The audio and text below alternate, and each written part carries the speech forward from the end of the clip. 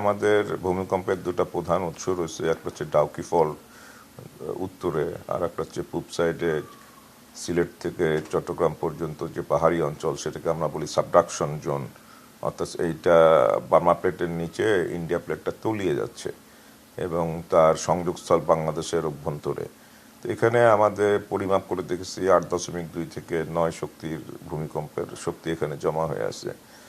তো আমরা দীর্ঘদিন ধরে এই সতর্কবার্তা আমরা বলে আসছি এবং আমরা গত শুক্রবারে সেটাই একটা আভাস পেলাম।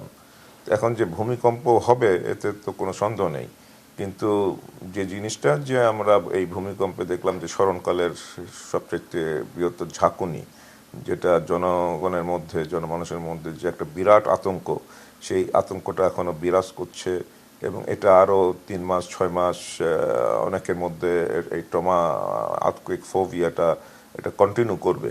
এবং তার পরবর্তী সময়ে যে বিভিন্ন সোশ্যাল মিডিয়াতে বিভিন্ন গুজব, এক একজন এক এক ধরনের বক্তব্য দিচ্ছেন, মানুষজন সাংঘাতিকভাবে কনফিউজ হয়ে যাচ্ছে, সরকারকেও মিসগাইড হচ্ছে।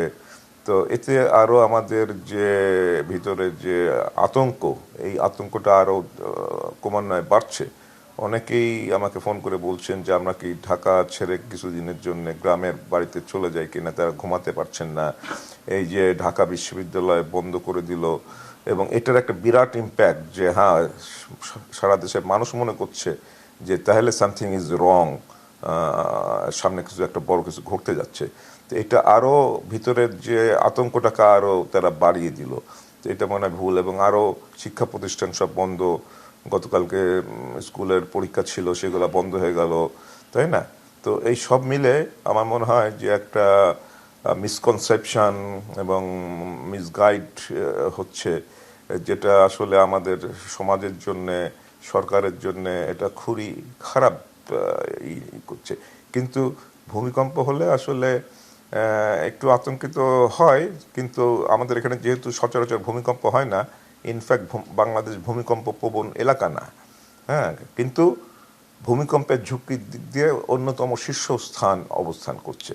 আমাদের পার্শ্ববর্তী যে মণিপুর, মিজোরাম, মিয়ানমার যে অঞ্চলটা পাহাড়ি, ওইটা ভূমিকম্প প্রবণ অঞ্চল, আমাদের এটা ভূমিকম্প অঞ্চল না। কিন্তু তার কারণ হচ্ছে দুটো একটা লকড হয়ে আছে, এটা স্লিপ করছে না বলেই ভূমিকম্প হচ্ছে না। এটাই হচ্ছে আমাদের জন্য একটা থ্রেটনিং, একটা ভয়ঙ্কর একটা অবস্থা।